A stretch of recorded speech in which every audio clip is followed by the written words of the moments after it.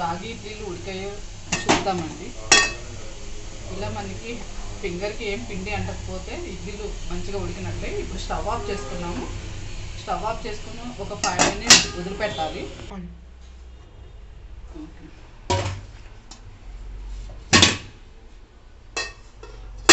ఇడ్లీలు రేకు నుంచి ఇడ్లీలు తీద్దామండి. ఇప్పుడు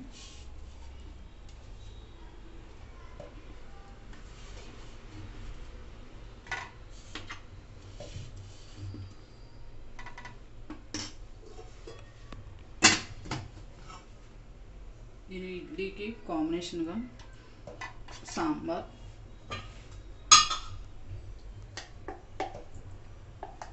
టమాటా చట్నీ ప్రిపేర్ చేశానండి.